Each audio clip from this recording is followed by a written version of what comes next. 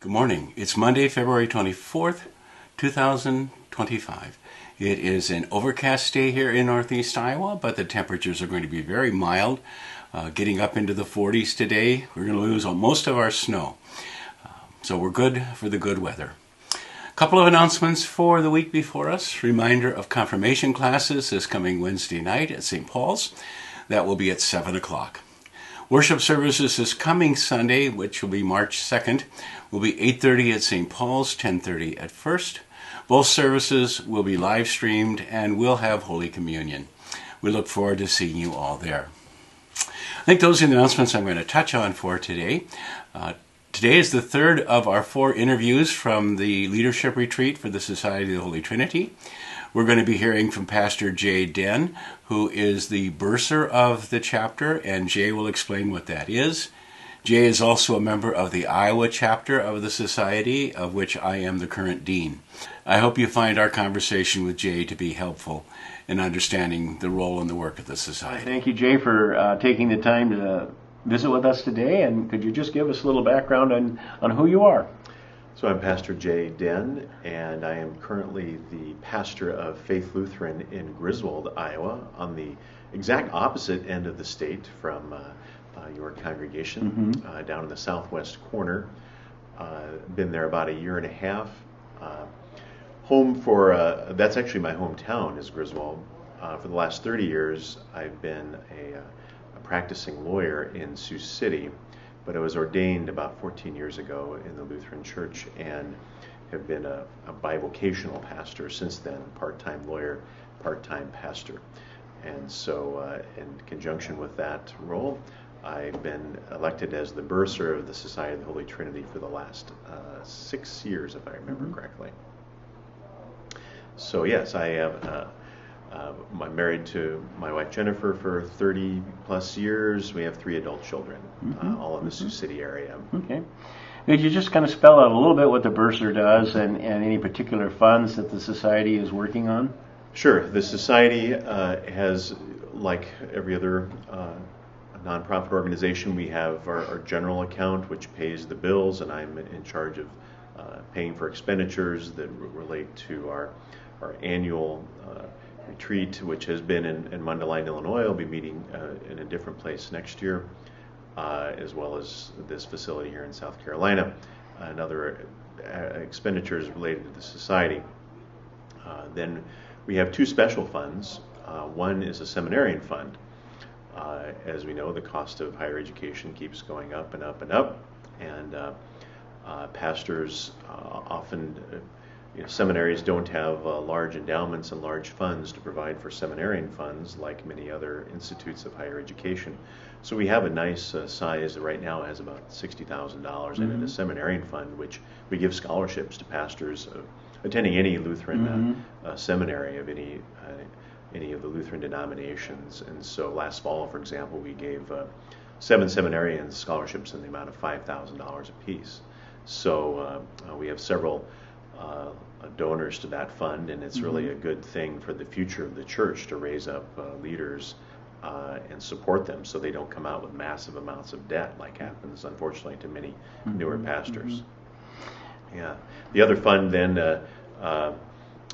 is we have an endowment fund, which we have. It's built up over the years through faithful investing from and donations made by members of the Society and partners of the Society over many years.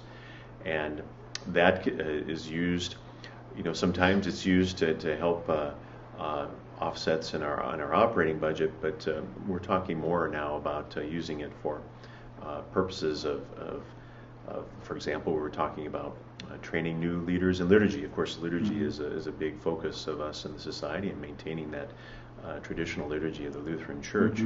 And so there's a lot of places that pastors don't know how to do that, so or have not been trained in that as much as you would like. So we're looking at doing things like that and using those funds towards those kinds of initiatives.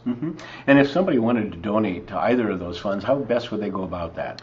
Yeah, certainly be in contact with any of the officers of the society. The funds actually go to we have the way our society is set up. I, as the bursar, which is kind of a name for a position it holds things in trust. And so primarily money, but it could be other things. And I'm the one that writes the checks, holds the money, keeps account of it, writes the checks. We have a secretary who lives in Minnesota named Perry Bailey. She is the one who receives any funds. So best way to just be in contact with a leader of the society, and we could put you in contact with Pastor Bailey, and you could send donations to her earmarked toward the fund you'd want to give it to. Could you talk just a little bit about your time in the society, specifically the Iowa chapter? Sure. Yeah, I was ordained in December of 2010, so almost 15 years ago. And the following February, I attended a chapter retreat of the Iowa chapter because my pastor during law school. So you see, I'm wearing this Iowa State shirt in honor of our Pastor Hatcher here because he and I are both Iowa State grads. But I did go on to law school at the University of Iowa. And so Pastor David Onenson was my pastor during law school. He was at Christ the King Lutheran in Coralville. And so I had known him off and on for 30 years, and he was the dean of the Iowa chapter at that point. So I went to a chapter retreat with Pastor Onenson, reconnected with him, became friends with the other members of the Iowa chapter, and so I've been attending Iowa chapter meetings ever since. So yeah, 14 years now. Okay. What benefits and blessings do you find from going to chapter retreats and the general retreat?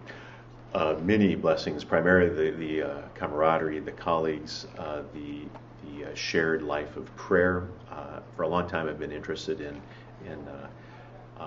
spirituality built around daily prayer. I've been to different monasteries in the upper Midwest, but there's nothing quite like attending a Society of the Holy Trinity retreat because it's grounded in the Lutheran tradition. And we pray those prayer times that are in our hymnal that don't often get used, but we do it in our chapter retreats, and I enjoy that. So getting to know other pastors to talk about our challenges of ministry and to worship together, all of those things really, and for me in particular, was helpful because since I was a full-time lawyer, I was one of the very first people to do distance education, seminary training in this area of Iowa. And so I didn't have that life of training and ministry and liturgy like many pastors did. So the society, for me personally, has helped fill that gap the last decade and a half of formation and liturgy that I didn't get as much from my seminary training. And how would you encourage your members of your congregation to support a pastor either in the society or considering the society? I think pray for that pastor, or pray that they would find something that they would, to use a biblical term, to fill their cup. We heard it said many times that you can't give what you don't have, and what the society gives us is that life imbued with a sense of prayer and the holy things and the Word kind of guiding us in our daily life.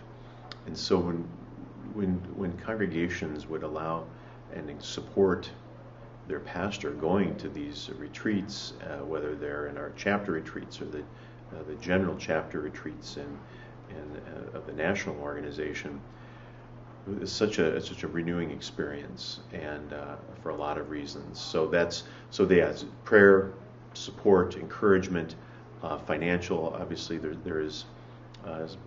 As the bursar talked about a little bit of the cost of these things, there is some financial cost to this for the pastors and for the congregations to support them and allocate that in your budget to support pastors who want to participate in society things.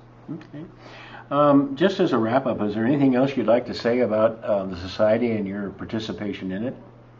I think I've covered most of it, but boy, it certainly has been a blessing to me, and I just give thanks for all the people who have been a part of the society, who have been my friends and colleagues for 14 years, and I look forward to many years to come.